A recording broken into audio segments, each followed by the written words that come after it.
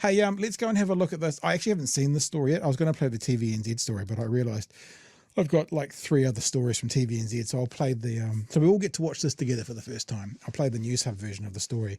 The Prime Minister has announced an independent inquiry into Te Pati Māori census data allegations. I did watch the TVNZ clip, and they did say on that John Tamihere was welcoming the inquiry because there is nothing to see here. That was what he said on that channel. We'll see if they pick it up on this one.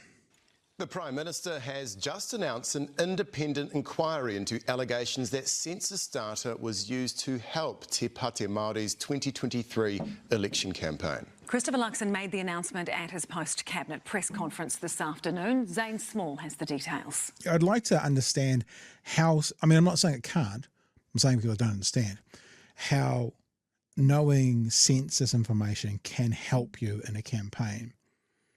I mean, I'm thinking this out loud as I'm saying it, so shout out in the chat, because if I know how many people live in my area, if I've got details on them, how does that make it that I can vote, they can vote more for me? Maybe targeted advertising or something?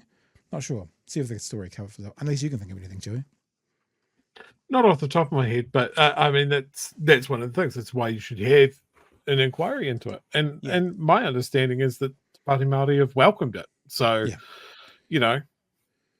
And just to be clear, I'm not offering a defence for Te Pati Māori. I'm just trying to think about if I knew how many, you know, pensioners were in my area, how would that help me get votes? I don't know. Maybe this will actually give us all the answers and I should shut up and we should just push play. It was here at Manurewa Marae, where former staff claimed census data was copied and used to help Te Pati Māori's 2023 election campaign. Now the Prime Minister has ordered an independent investigation. I have directed the Public Service Commission to initiate. I wonder if, much like the Kāinga Order independent investigation, what it means is they will not talk to Te Pati Māori. Remember that? That was when they had that independent and it was described by, I think by the Bish as independence, meaning we won't be talking to Kāinga Order. So I wonder if this independence one will be making sure they have nothing to do with Te Pati Māori. Just being a little bit facetious there. I think the independent inquiry is a good idea because it'll straighten it out. But I am just being a bit facetious. An independent inquiry into the safeguards that government agencies had in place to protect people's personal data in the circumstances surrounding these allegations. Te Pati Māori's Takutai Tash Kemp was the chief executive of Manurewa Marae before she won the Tamaki Makaurau seat last year by just 42 votes. 4 whistleblowers who used to work. I think that's a part of it, isn't it? It was such a tight race. If there's a way that they can show, you know, literally 50 votes were changed, that's an election. So I think that's probably a part of it because it was so, like if she had won by 8,000 votes, maybe we wouldn't be having this today, but because it was 42, then yeah. At the Marae told News Hub last week they mixed campaign material with official census documents. We hugely advocated for her by using the resources that we had. That was our job.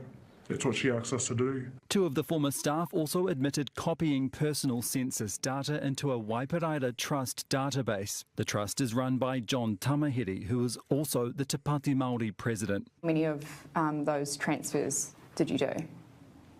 Well over 700. The whistleblowers called for a public inquiry. Tamihere last week said Te Pati Māori would also welcome an investigation and called the allegations frivolous. In fairness to all parties involved, if there's no truth to these allegations, that needs to be surfaced too.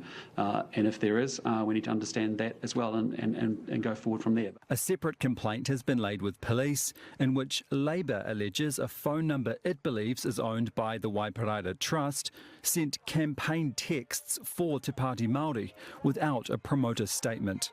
It also claims the texts were sent to phone numbers the trust collected during a COVID vaccination program. Luxon would not say how much the inquiry might cost. As this is not a cost issue, this is a principled issue, which is about making sure that New Zealand people can have great trust and confidence in their institutions. A number of government agencies, including police and Stats NZ, have already announced their own investigations. But the Prime Minister says having an overarching independent inquiry is crucial. Okay, Zane, has there been actually, no, we'll have a listen. Te Pati Māori tonight? Well, it was quite interesting during the press conference that the Prime Minister admitted that he hadn't given Te Pati Māori a heads up about this new inquiry. So essentially the party was learning about it at the same time that we were.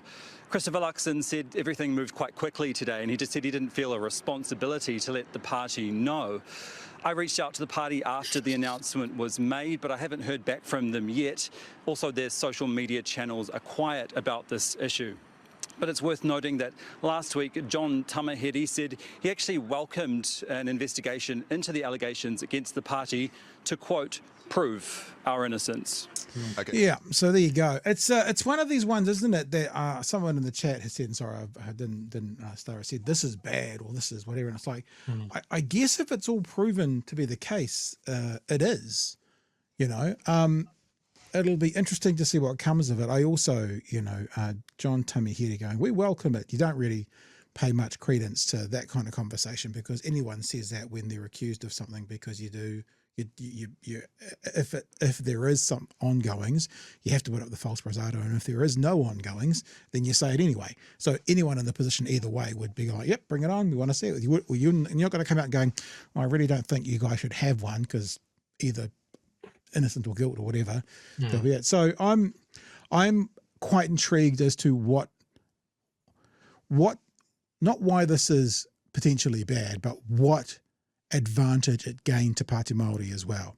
Like, have they done something technically wrong that really didn't gain them an advantage? Have they done something allegedly wrong that also gained them an advantage? What kind of advantage did it gain them, and how did that impact the election? That's sort of what I'd like to try and hear out of this thing. There is an accusation in the chat. I will put it up, and I will also say no knowledge of this accusation from and sorry, Adam, I'm calling you a rando because you can put any name up there you want in there, but so this is someone's honest held belief. We have no validity to this at the moment yet, but Adam says 4 whistleblowers are all from Destiny Church. Now, if that was the case, that adds another angle to the whole thing as well. We don't know that that's the case, but I guess going off the back of Adam's message, where are the whistleblowers from? Is there a conflict of interest there as well? So there's a lot of unknowns yet, Chewie, that we're all kind of going, well, maybe this, maybe that, could be this, could be that. But what are your thoughts, bro? Yeah. Look, I think Tamahere saying we welcome the thing, as you said, look, it might be the only thing that he can say, but I think in this case it is the right thing for him to say. Yeah. You know, okay, this is going to fucking ruin people's nights. I actually agree with Luxon here. I think it. I think it is. I think it is a principle of the thing sort of thing. I think there should be an investigation. I think today or this weekend we've had 3 things that really need to be looked into. You know, you've had the police announce that there's an investigation into National's candidate for New Plymouth, I think it is, with this 178,000. I lost it down the back of the seat, back of the couch cushions, campaign donations. That one there. You've got the revelations about, and this shocked me. Okay, get this, the party for selfish, rich assholes that only want to look after themselves. ACT may have a really bad internal culture, and some people aren't happy with that. That's shocking.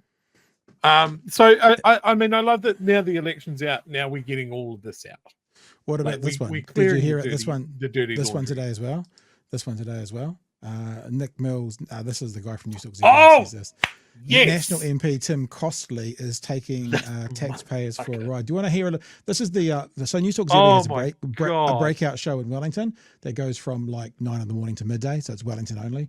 This is what the host said there about this as well. Here's a story that you may be going to enjoy. That's if you're not one of the people of the government that's made redundant. Otaki MP Tim Costley. That would be Otaki. He was on the show with Adam Cooper last week. He's a well-known name in Kapiti. By the way, he owns a $1.4 million riverside home in Waikanae, 2 rental properties in Palmerston North, and a flat in Wellington. Hasn't he done well, following under the footsteps of the great leader, his great leader? 4 properties. And he looks only about, 40. He's very young. Well, Tim is claiming $36,000 a year from Parliamentary housing allowance for his own apartment, despite his family home being just 58 kilometres away from Parliament. He lives in Waikanae. But even with Transmission Gully, it's too much of a commute for him. So there's a brand new motorway to make it easier to get from the Kapiti Coast to Wellington. It's 58 k's. It would take him, 40 minutes to get to work. He's taking $36,000 a month. That he's entitled to, Mr. Luxon. Sorry, $36,000 a year. Did I say a month? Yep. A year that he's entitled to, rather than driving 40 to 50 minutes home. So, look, again, I don't want to dissuade away from what we're just talking about, but you brought up other examples of things coming out, and there's one of the things at the minute. Look, we are still talking about Te if Pati Māori. Luxon wants to talk about the principle of the thing being more important, then let's fucking have at it. Like, he got caught on this apartment thing. Now this guy, laughably called Costly, has been caught on it. MPs keep on getting caught out on it. If it keeps fucking happening, does that mean that something should be done about it? That if we're talking about cutting costs so much that hundreds and thousands of people are losing their jobs, does it mean that maybe we need to tighten up on the rules of whether the drive home is too much? Or maybe you can, like, when you own an apartment freehold in town that you bought before you're an MP, you could just stay there. Do you think there's a case to be heard to pay our MPs more and then just cut all the benefits, all the things they can apply for?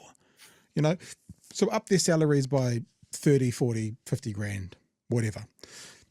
And then they pay for their own fuel. They pay for their own accommodation. They pay for, I see where you're going is there a with case for that? I honestly don't know what pitfalls would be there. I absolutely see what you're saying. I just think when it is something that you have to account for and that sort of thing, I don't know. Is it part of the perks package? There's definitely parts of the perks package I think should go. Like there's free travel and all sorts of stuff. I wonder after you're doing that job. I wonder if Mr. Costly's salary was 40 grand more, but he didn't get this perk. Do you think he'd be driving home every night? Or do you think he'd be trying to buy an apartment and have a mortgage and pay it out of his wages? Yeah, it's hard to say. I honestly don't have an answer for it. But what I do have an answer for is that, like, they talk about this rule of, like, if you live outside of the area, and then they don't give you a definition of what that area is. Yep. And I think the definition of that area should be the Greater Wellington region. Kapiti would definitely come within that. Upper and Lower Hutt, definitely within that. Metropolitan Wellington, definitely within that. And if you have to get a plane to come to work, then you are outside of the area. And, you can get some taxpayer money for a flat.